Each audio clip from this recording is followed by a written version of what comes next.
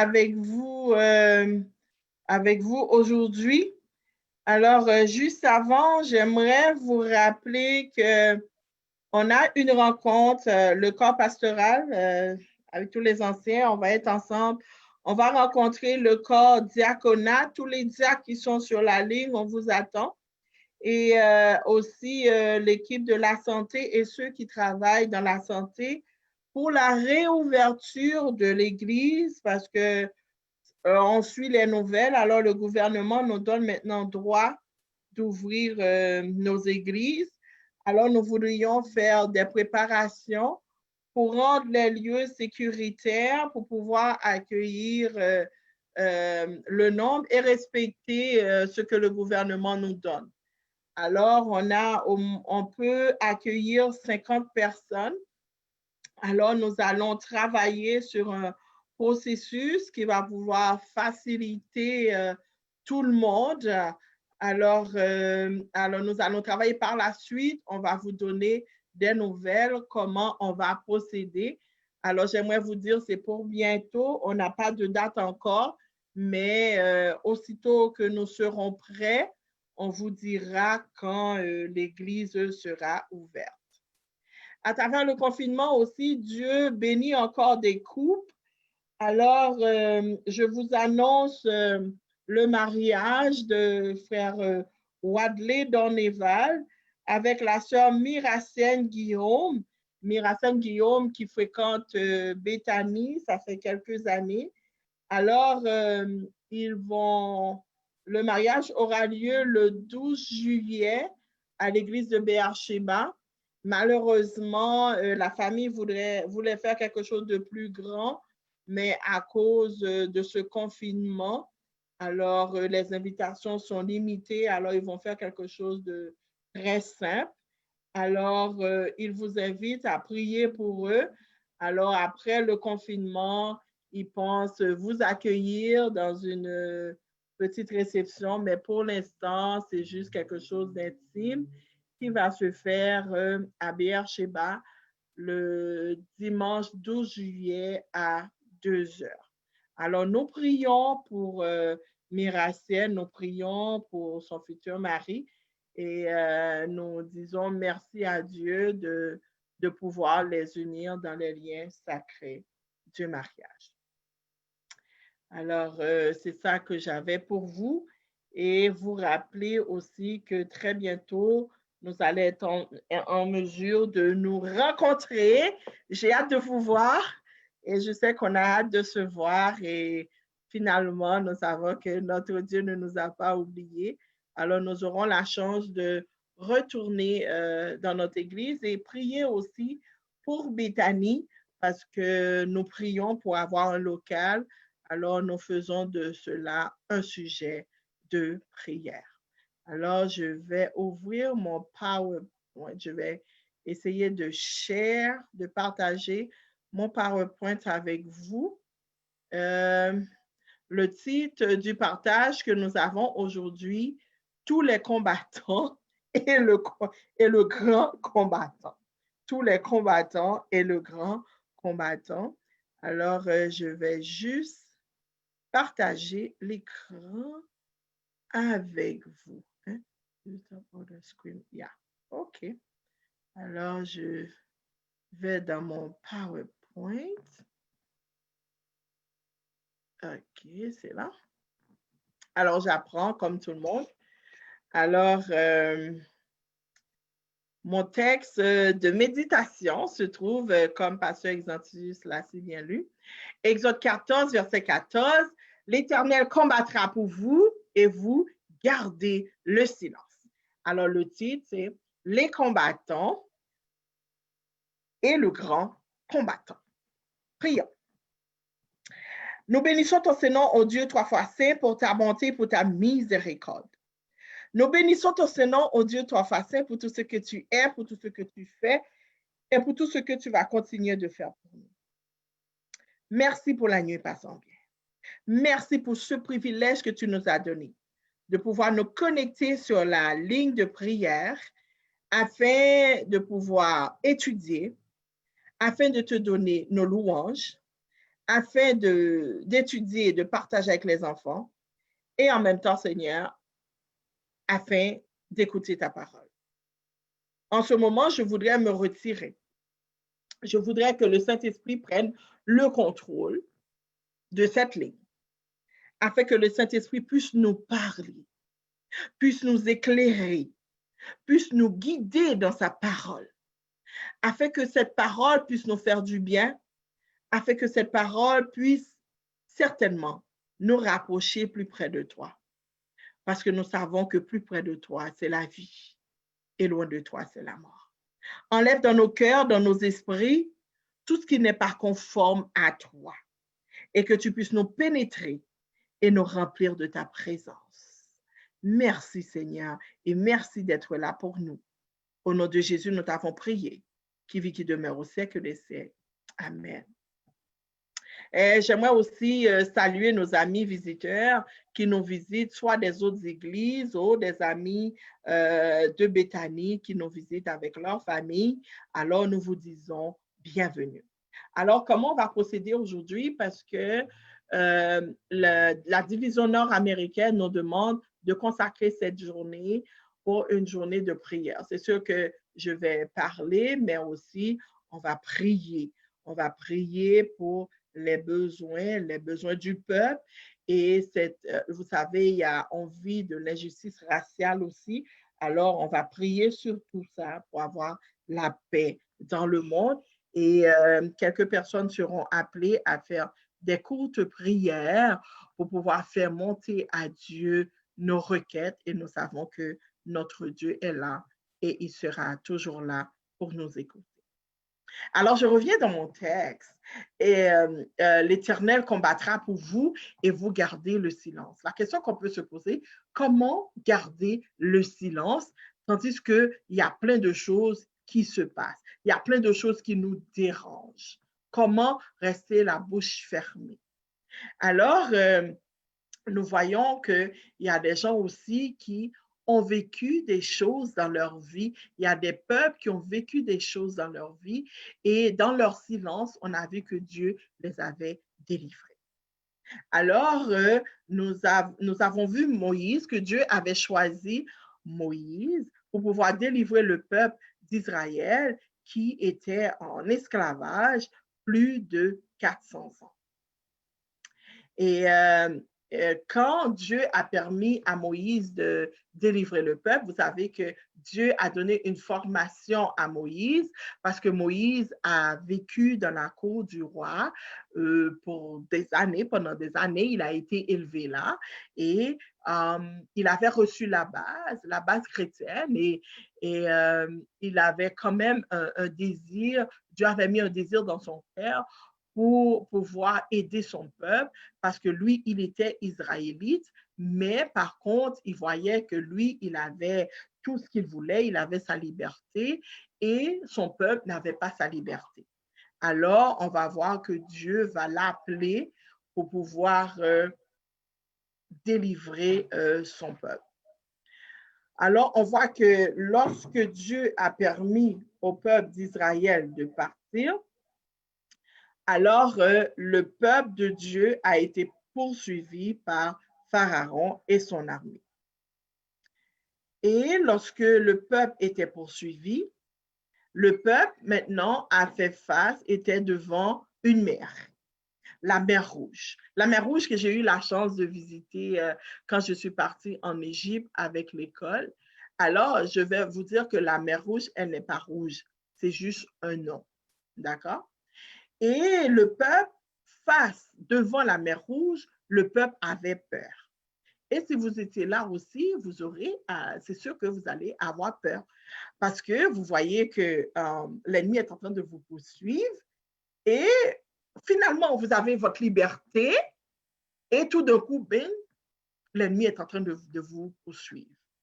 Alors, c'est sûr que le peuple d'Israël ne savait pas comment il allait passer à travers. Alors, lorsqu'on est faible, lorsque l'ennemi nous poursuit, nous avons peur. Et on a pris les combattants. Les combattants que j'ai mis représentent l'ennemi. Aaron et son armée. Et aussi, il y a aussi l'oubli. L'oubli dans le sens que on a tendance à oublier les bons moments qu'on avait. On a tendance à oublier les personnes qui étaient là pour nous aider lorsque nous étions en difficulté. Le peuple d'Israël avait oublié qu'ils avaient prié à Dieu et c'est Dieu qui avait suscité Moïse pour pouvoir les délivrer. Et j'ai mis le grand combattant. Alors, le grand combattant représente Dieu lui-même et c'est Dieu qui a la solution pour pouvoir délivrer son peuple. Alors, on voit quelques images. On voit le peuple qui a traversé la mer Rouge et qui était poursuivi avec Pharaon. Alors, on voit qu'est-ce qui se passe. Pharaon et son armée. Alors, on peut en parler, développer un peu plus. Alors, lorsqu'on met les choses dans notre réalité, on a vu l'exemple du peuple d'Israël, mais on a vu aussi Martin Luther King. Martin Luther King, c'était quand même une personne qui voulait la paix dans le monde et aussi qu'on n'arrêtait pas d'opprimer les pauvres. Et alors, lui, il meurt à cause de l'injustice raciale. Son rêve, c'était que toutes les races soient unies. Alors, on voit que Martin Luther King, il est mort assassiné le 4 avril 1968 à Memphis.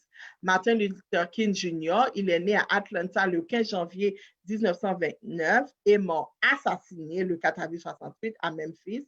Il était aussi un pasteur et il était un militant non violent afro-américain pour le mouvement des droits civiques des Noirs américains aux États-Unis, fervent militant pour la paix et contre la pauvreté.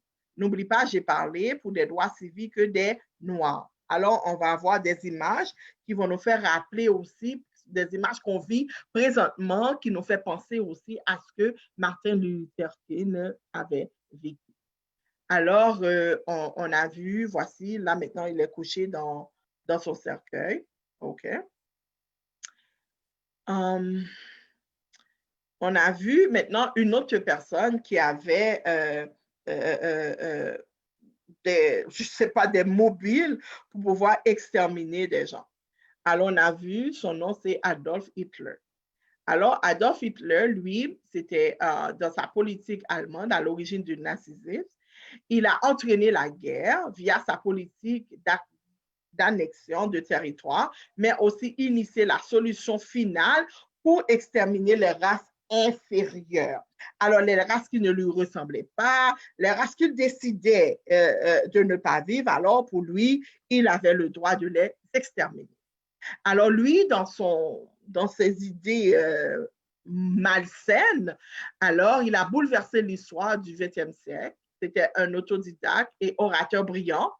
Et il a répandu son idéologie nazie dans toute l'Allemagne, chef du parti nazi à partir de 1921, nommé chancelier en 1933. Sa dictature a été instaurée à partir de 1934, époque où il est devenu le Führer face à sa politique militaire d'annexion de territoire. La Seconde Guerre mondiale est devenue inévitable, comme il avait annoncé dans son livre Mein Kampf.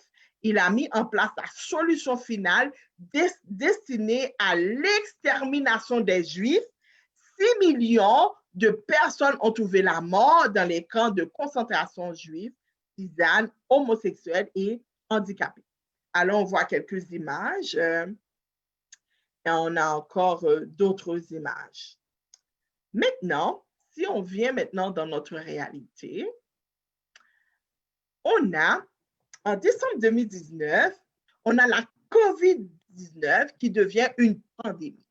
Cette COVID a commencé en Chine, où les gens commençaient à mourir. Par la suite, ça a pris l'Italie, ça a pris la France, ça a pris l'Espagne et ça a fait vraiment son chemin. Alors, on voit que les gens étaient les gens étaient obligés de porter des masques et présentement aussi, on en porte aussi. Parce que, alors, on voit que cette pandémie du nouveau coronavirus a fait au moins 494 337 000 morts dans le monde depuis que la Chine a fait officiellement état de l'apparition de la maladie en décembre, selon un bilan établi par la AFP à partir de sources officielles. Alors ça, c'est quand même récent, c'est samedi à 7 heures, c'est sorti. Alors on voit que voilà, les équipements et les gens aussi sont morts par tonnes et par tonnes et par tonnes. Vous savez, quand il y a quelque chose qui arrive, il y a des gens qui ne sont pas prêts de prendre leurs responsabilités. Alors, l'Union africaine est obligée de se mettre debout parce que les Chinois, quand la pandémie est arrivée, à la fin, ils ont dit, bon, ce n'est pas eux qui sont responsables. On le sait très bien que tout s'est passé à Wuhan, c'est eux qui travaillent dans des affaires comment dirais-je, biologiques, en tout cas, comment je trouve ça chimique, quelque chose de même. Alors, pour trouver des choses, probablement des remèdes antivirus ou pas, on ne sait pas qu'est-ce qu'il y a en arrière de tout ça. La seule chose qu'on sait, il y a des démons en arrière de tout ça. Alors, les Chinois accusent les Africains d'être porteurs du virus de la COVID et qui les a contaminés et ils ont décidé de les chasser de la Chine. Alors, pas complètement, mais ils les mettent dehors. Ils les mettent, il y en a qui étaient dans leur maison, on les a mis dehors malgré qu'ils avaient déjà payé pour leur loyer. Il y en a qui étaient des étudiants, ils deviennent des itinérants. Alors, le président africain qu'on a vu ici, alors, il s'est mis debout. Alors, il a dit aux gens d'arrêter de protéger les Africains. Et les Africains qui vivent dans la ville de Gunzhou ne soient plus victimes de discrimination et d'abus. Les amis, regarde, on est en pleine pandémie, d'accord? Vous me suivez. Et tout d'un coup, bing, George Floyd, il meurt. Alors, on est comme, déjà, les gens sont en confinement et on a vu que George Floyd, qui était-il? Lui, il a quitté son pays, il a quitté Texas, il a commencé une nouvelle vie à Minneapolis, dans le nord des États-Unis. Mais George Floyd, cet Américain noir décrit comme un homme généreux, il a perdu son emploi pendant la crise due à la pandémie. Alors, il a déménagé au Minneapolis et malheureusement, il est mort face contre la terre, le cou sous le genou d'un policier blanc. Alors, on le voit ici. Alors, on voit les policiers qui l'arrêtent. Il y a 4 complices. Et maintenant, voici l'image criante qu'on voit. Alors, George, il est couché à terre. Il disait, je ne peux pas vivre, je ne peux pas vivre. Alors, fait que le policier, regarde comment il est assis, puis il est juste, il s'en fout. Il le tue. Alors, c'est comme, il est mort comme, comment je peux dire, comme un animal. Je ne peux pas dire comment le décrire, mais il est mort. Je ne veux pas dire le mot, il est mort comme un animal. OK, sans défense. Alors, on voit que la mort de George Floyd a fait un impact, je veux dire, sur toute l'humanité. Alors, tous les pays. Et maintenant, ce que j'aime avec le Seigneur, parfois, ça prend ça pour que Dieu puisse faire éclater sa gloire. Alors, oui, c'est vrai que George Floyd est mort. Dans cette condition-là, ses parents, si j'étais la mère, si j'étais sa soeur, si j'étais son frère, si j'étais son épouse, c'est sûr que ça allait me faire très, très, très, très, très mal. Mais par contre, à réfléchir pour voir comment que Dieu a transformé les choses, Dieu a pu faire éclater sa gloire à travers la mort de George Floyd. Alors, on a vu que des gens marchent dans tous les pays. Alors, ici, on voit que c'est l'image. Ici, c'est à Montréal que ça se passe, ici. Ça, c'est en Madrid. Ici, aussi, ça, c'est à Montréal que ça s'est passé. Montréal. Ici, ça, c'est en Madrid. Ici, c'est aux États-Unis. Ici encore, on voit même dans le centre Capitole aux États-Unis, où on accueille les visiteurs. Alors, tu vois les gens, ils se mettent quand même à genoux pour pouvoir prier. Alors, on va revenir à notre texte, Exode 14, verset 14, qui dit, l'Éternel combattra pour vous et vous gardez le silence. J'aimerais vous rappeler que l'ennemi, OK, c'est l'ennemi nous combat. Alors, les combattants, ce sont les ennemis. Et il ne faut pas oublier que ce que Dieu est et ce qu'il continue d'être, et parce que c'est lui qui a le contrôle des combats, parce qu'il est le grand combattant. Et nous savons que Jésus a la solution de tout. Alors maintenant, nous allons rentrer dans notre prédication. Et je vais vous enlever je vais arrêter de share et maintenant je vais rentrer dans la prédication que Dieu m'a donnée pour partager avec vous. Je voulais juste vous montrer. Alors, on a vu que le peuple d'Égypte, le peuple d'Israël était en difficulté parce qu'ils étaient en esclavage plus de 400 ans. Alors, on voit que le peuple criait quand même à Dieu parce qu'il se faisait battre, il se faisait tuer. Alors, dans Exode 14, 5 à 31, vous pouvez le lire. Alors, la parole dit, ne craignez rien, et Moïse a dit au peuple, ne craignez rien, et regardez la délivrance que l'Éternel va vous accorder en ce jour. Alors, Moïse, au verset 13, ne craignez rien et regardez la délivrance que l'Éternel va vous accorder en ce jour. Moïse s'adressa au peuple de Dieu qui se voit en danger de mort. Il ne sait quoi faire. Derrière le peuple, il y a l'armée de Pharaon qui attaque et devant eux, comme on a dit tantôt, il y a de l'eau. Il y a la mer qui est là. On peut s'imaginer la situation des parents avec leurs enfants pour comprendre ces paroles du verset 13. Moi, si j'étais parent et que j'avais un petit bébé ou bien des bébés entre mes mains, comment j'allais me sentir de voir que je vais périr dans l'eau avec mes enfants, ou bien de rester là sur le bord de la mer et de voir une armée venir pour pouvoir m'attaquer. Les amis, la bêtise humaine et la protection de Dieu, il faut lire les versets qui précèdent et qui suivent ce verset. Les versets 5 à 9 nous parlent de la sottise humaine fondée sur l'égoïsme de l'homme. Le roi Pharaon et son entourage sont en colère parce que le peuple de Dieu vient quitter l'Égypte. Le pays symbolise l'esclavage et de la tyrannie. La fin du verset 5 donne des raisons de leur colère. Ils ne pourront plus bénéficier des travaux forcés de Dieu. Pharaon était en colère parce que le peuple de Dieu était parti, parce que les esclaves qu'il maltraitait n'étaient plus là. La servitude prendra fin et en conséquence, l'économie du pays en souffrira. L'égoïsme, l'ego du roi Pharaon le pousse à précipiter son armée dans le malheur, comme c'est le cas avec tous les dictateurs. Je ne peux pas vous expliquer comment ça marche au niveau des dictateurs, mais il y en a parmi nous qui ont déjà vécu sous un régime de dictateur. Et nous savons que lorsque nous sommes sous un régime de dictateur, on ne peut pas parler, on n'a pas vraiment de liberté. L'homme oppresseur est sans pitié. La personne qui est dictateur est sans pitié. Il ne regarde que ses propres intérêts. Il est toujours aveugle. L'eau ne compte pas pour lui. Il se voit comme le seul intelligent au monde et les autres n'ont qu'à exécuter ses décisions, bonnes ou mauvaises. Nous avons aussi un exemple dans la Bible. Lorsqu'on prend l'histoire de Caïn et Abel, on voit que Caïn avait obéi à Dieu. On voit que Abel était rebelle parce que lui, c'était c'était son ego. Alors, quand il a vu que Dieu bénissait Abel, qu'est-ce qu'il a fait? Il a tué Abel sans cause et c'était son propre frère. Ça veut dire que ce que nous vivons présentement n'est pas quelque chose de nouveau.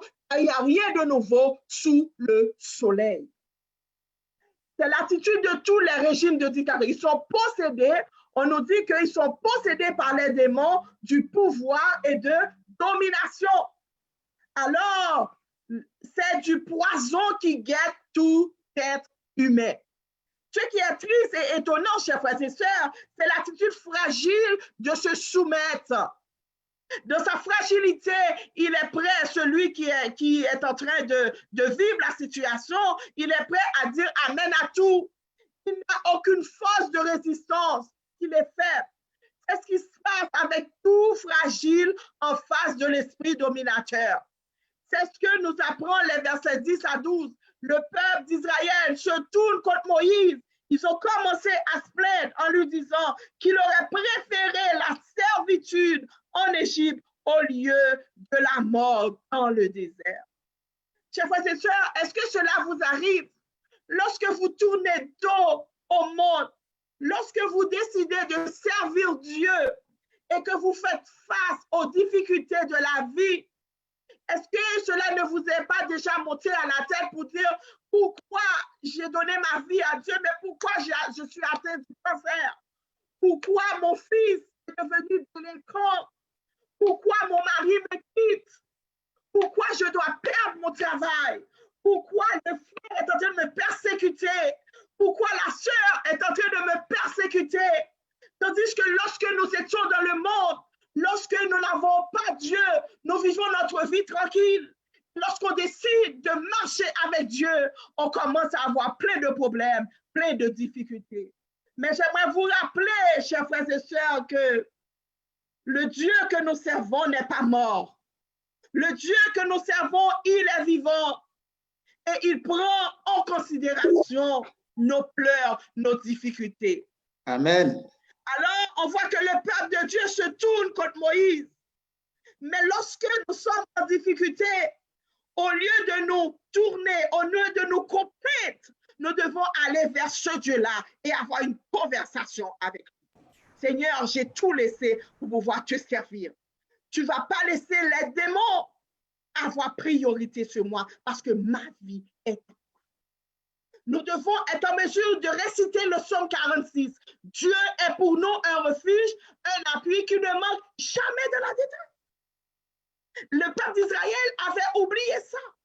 On voit que la victime, lorsqu'on est victime, on est toujours disposé à s'effacer et à donner raison à son oppresseur.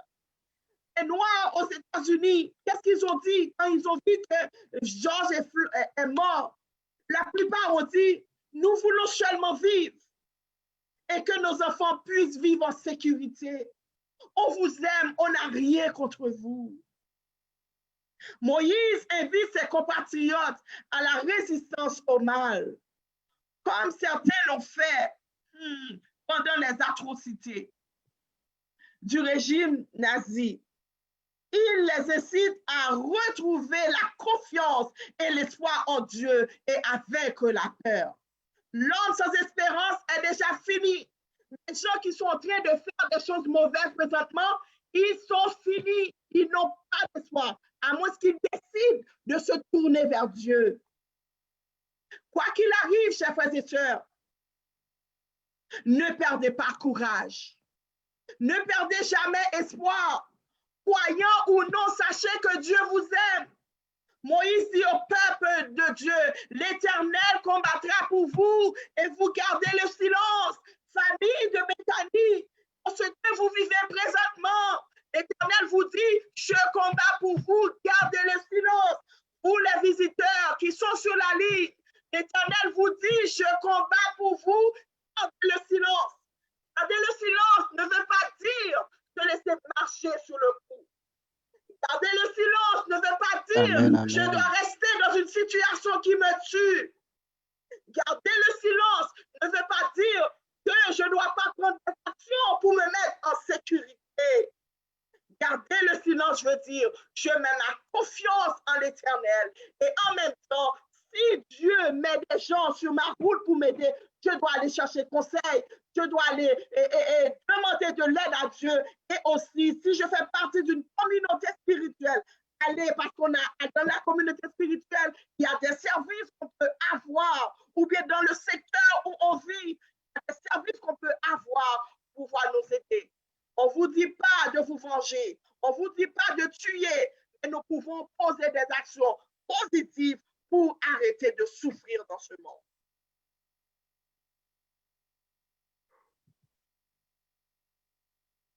Nous sommes encouragés par la présence de Dieu aux côtés de son peuple.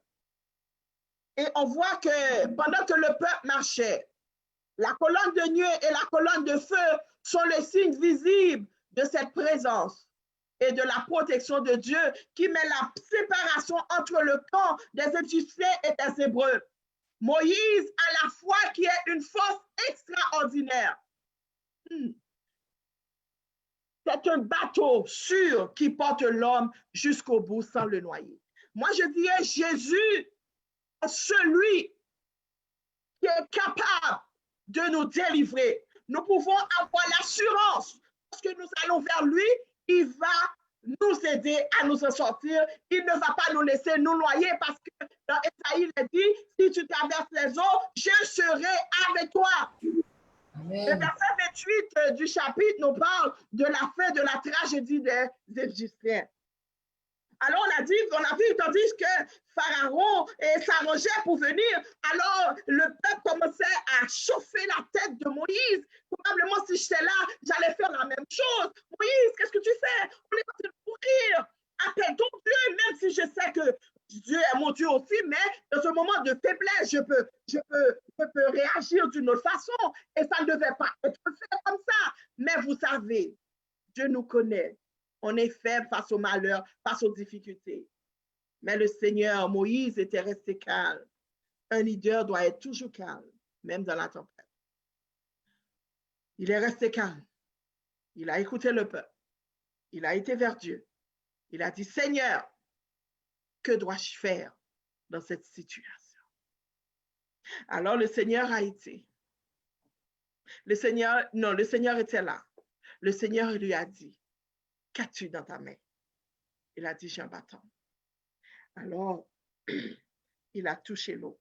Mais pour que la séparation puisse se faire, Moïse devait agir sa foi en premier.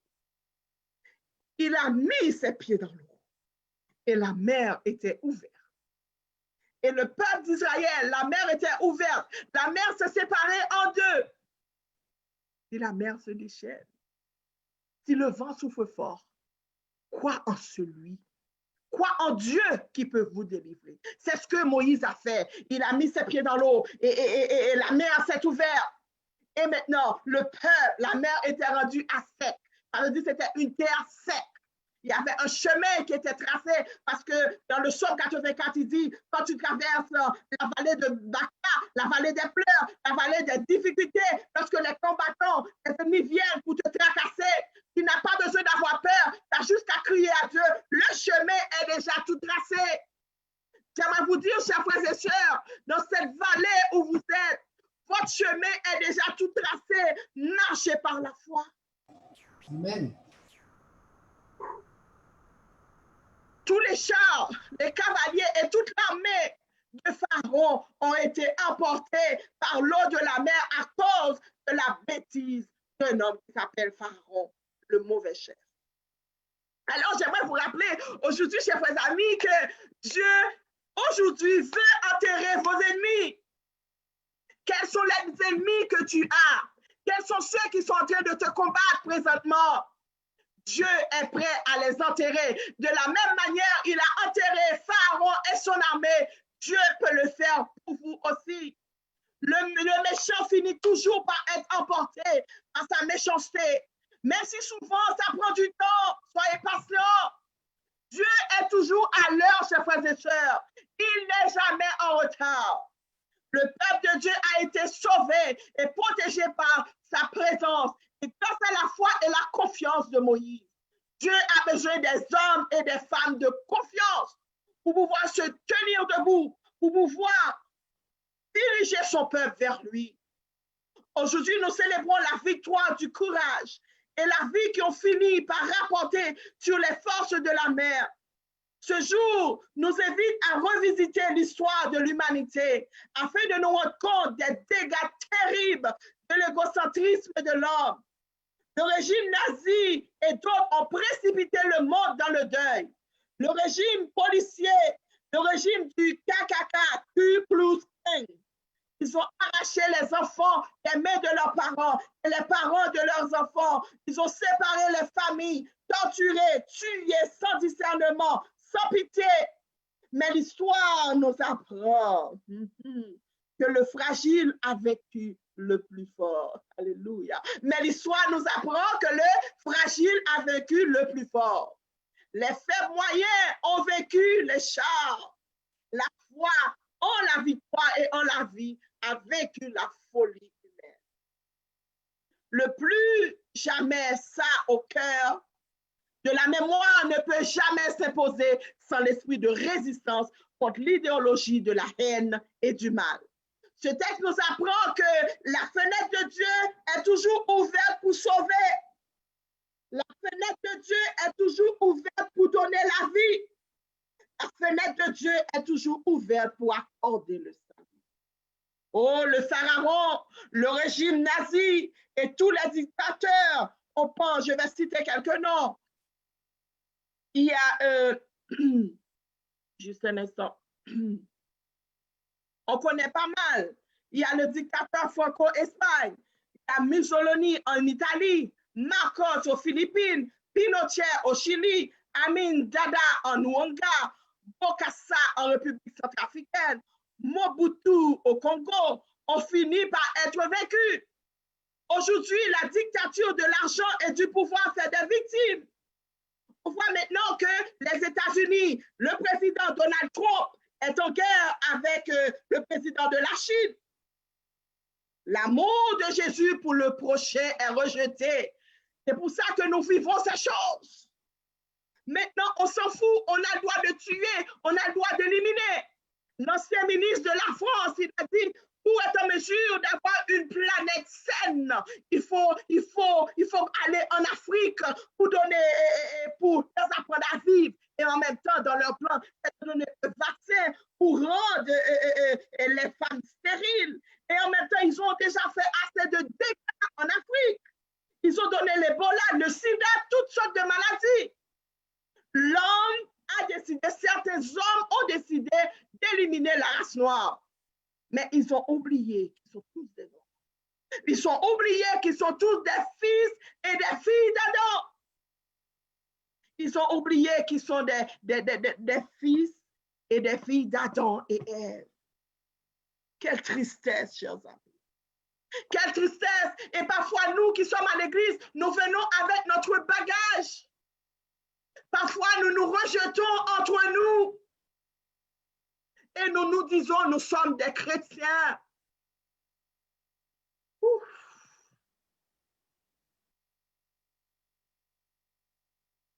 Chers amis, on a du chemin à faire, oui. C'est triste. C'est triste ce qui se passe en ce moment. Parce que Jésus revient très bientôt. Jésus revient très bientôt. Et s'il vient maintenant, il y a beaucoup de nous qui ne seront pas sauvés. Non seulement ceux du dehors, même à l'intérieur de l'Église.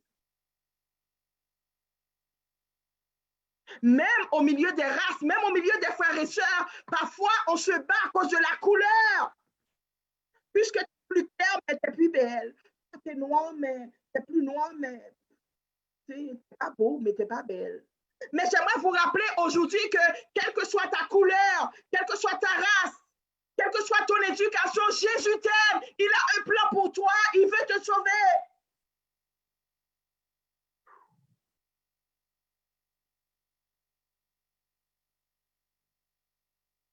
Soyons comme Moïse. Ne craignons pas de mener le combat contre ces nouveaux démons. Depuis que l'homme a accepté de manger le fruit entre les mains de Lucifer, je veux dire, que dis-je, l'homme a accepté le conseil de Lucifer pour pouvoir manger le fruit, pour pouvoir désobéir à Dieu. Automatiquement, l'humanité a été vendue à Satan. Et si on n'a pas la connaissance de Dieu, si on n'a pas un esprit de discernement, il n'y a pas de différence entre nous et ceux qui ne connaissent pas Dieu. Chers amis, donnons notre vie complètement à Dieu. Faisons confiance à Dieu. Parce qu'aujourd'hui, Dieu veut ouvrir sa fenêtre pour te sauver. Il veut ouvrir sa fenêtre pour te donner la vie. Il veut ouvrir sa fenêtre pour changer ton caractère, pour te donner une vie meilleure. Il ne faut pas croire à moitié. Il faut croire à 500%, je dirais. Croire à la victoire du bien, qui que tu sois, où que tu es. Il faut croire que Dieu a la victoire du bien et il est prêt à sauver ta vie. Chers frères et sœurs, je ne pense pas l'avoir saisi, mais je fais une chose, oubliant ce qui est en arrière et me portant vers ceux qui sont en avant. Philippiens 3:13. Le peuple d'Israël, tout comme nous, ne pouvait pas se porter vers l'avant car il n'avait plus de vision face à la bataille qu'il vivait. Face à la poursuite de l'ennemi, il ne voyait plus rien. La seule chose qu'il voyait devant eux, c'était la mer Rouge. En regardant en arrière, tout ce qu'il a vu, c'était les Égyptiens qui les poursuivaient. Enfin, ils avaient leur liberté et ils sont en train de la perdre. Moïse, il s'est senti piégé, mais il n'a pas relâché Dieu. Et parfois, nous faisons pareil lorsque nous n'avons pas de solution à notre situation, nous nous tournons contre Dieu. Mais pourquoi il ne me répond pas? Pourquoi je traverse cela? Nous nous focalisons sur la situation et non sur Dieu. Et aujourd'hui, je vous dis, dans la situation où vous êtes, focussez sur Dieu, regardez à Dieu, parce que lui peut vous donner la victoire. Amen. On a vu Moïse qui a donné les moyens au peuple d'Israël de s'en sortir. Mais aujourd'hui, Moïse n'est pas là, mais Jésus est là. Jésus est prêt à vous donner les moyens nécessaires pour vous en sortir. La première chose à faire, chers frères et sœurs, dans cette situation où vous êtes, ne craignez rien. Dans la peur raciale où nous vivons présentement, nous ne devons pas avoir peur. Dans cette COVID-19 où nous vivons présentement, nous ne devons pas avoir peur. Cessons d'avoir peur. Cessons d'avoir peur. Ne mettez pas à votre tendance humaine de vous entraîner dans la peur. Ne laissez pas la peur vous contrôler, vous empêcher de voir l'intervention de Dieu. En d'autres mots, ayez la foi. Ne regardez pas aux circonstances, mais au maître des circonstances. Alléluia. Deuxièmement, restez en place. Soyez fermes, vigilants. Ne commencez pas à vous agiter parce que c'est ce que Satan fait. Il nous agite. On a peur, on a peur, on a peur, on a peur, on a peur. Cherchons à trouver un moyen de vous sortir par vos propres forces de votre situation. Ce que vous allez faire, vous allez vous positionner sur votre choix et ne bougez plus. Quand vous faites un choix, restez ferme dans votre décision. Regardez à Dieu. Parlez-lui, priez. Dis Seigneur, voici la situation. Même si je vois la solution, mais je veux c'est toi-même qui agis dans cette situation. Et troisièmement, il a dit, regardez la délivrance. Vous verrez comment que Dieu va vous délivrer. Déjà, jouissez. Jouissez de cette délivrance. Faites votre cœur content. Ne vous attristez pas. Gardez le silence. Calmez-vous vous-même. Ne ressassez pas. Ne murmurez pas. Mais attendez calmement la délivrance de Dieu. Aujourd'hui, chers frères et sœurs, nous devons nous positionner. Choisir de ne pas regarder aux circonstances de la vie, à nos difficultés, à nos problèmes. Nous savons que ce n'est pas facile. Car ces problèmes nous paraissent si grands, ils nous submergent, mais Dieu a dit on ne va pas submerger. Souvent parce que nous ne voyons pas, et la réalité, nous ne voyons pas comment on va s'en sortir. Je vous conjure ce midi de ne plus regarder en arrière, mais regarder à Jésus, à la délivrance. Calmons-nous et gardons silence. Ce qui est difficile car souvent nous sommes stressés par la peur. Car la peur engendre le stress en nous, d'où le fait que nous devons nous calmer dans cet état. Nous nous en prenons à notre entourage, nous murmurons et laissons le champ libre à l'ennemi. Parce que lorsqu'on commence à se plaindre, Satan est content. Nous devons faire comme Moïse a dit à Israël. Nous verrons la mer rouge s'ouvrir, notre vision, notre futur s'ouvrira devant nous. Nous n'aurons plus à regarder en arrière. Le combat devient celui de Dieu. C'est une promesse qu'il a donnée. Il a dit, il combattra pour nous et nous n'aurons plus à craindre ces Égyptiens, ces démons, ces dictateurs. Nous ne les verrons plus. Pour nous, c'est la situation que nous traversons. Ce que nous avons vécu ne nous rattrape pas, car le combat est celui de Dieu. Le combat de la COVID-19 est celui de Dieu. Le combat racial que nous vivons est celui de Dieu. Le combat familial que tu vis présentement est celui de Dieu. Le combat que tu vis avec les enfants est celui de Dieu. Le combat que tu vis avec la maladie, le stress que tu vis est celui de Dieu. Le combat pour tes papiers à l'immigration est celui de Dieu. La mer rouge est ouverte pour Israël, mais refermée sur les Égyptiens. Elle a formé une muraille droite à droite et à gauche. Rien ne pouvait les atteindre. Ce qui réduisait leur vision est devenu un mur de protection. Praise God. Face aux situations que nous traversons, positionnons-nous, calmons-nous, regardons à Jésus et non aux circonstances.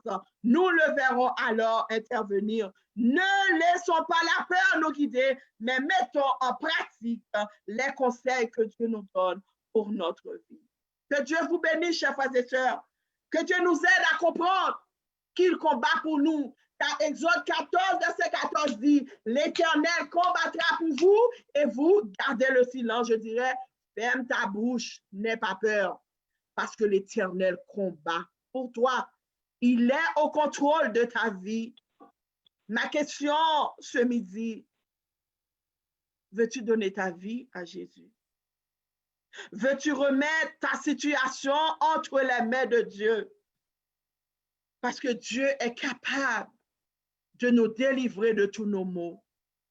Dieu a encore le contrôle de notre vie. Dieu a encore le contrôle de notre situation. Ce que nous devons faire maintenant, c'est de nous approcher de lui. Et dire, papa, tu sais, un peu plus. Je suis capable dans cette situation. Mais j'ai confiance en toi. Je sais que tu vas m'aider à passer à travers. S'il y a une personne sur la ligne en ce moment qui vit un moment difficile, nous allons prier parce que nous prions pour la paix dans le monde. Et en même temps, on va prier pour vous. Pour que Dieu puisse vous donner la victoire. Pour que Dieu puisse vous aider à passer à travers. Ne soyons plus égoïstes. N'essayons pas de résoudre notre situation parce que nous sommes faibles. Mais Dieu est notre force. Il est prêt à prendre le contrôle de notre situation. Présentement, nous allons prier. Nous allons chanter un couplet de « Viens, mon âme te réclame, car c'est toi qui m'as cherché. Pour te suivre, je te livre, mon cœur avec ses péchés. » Je demande à Frère Lubin de faire une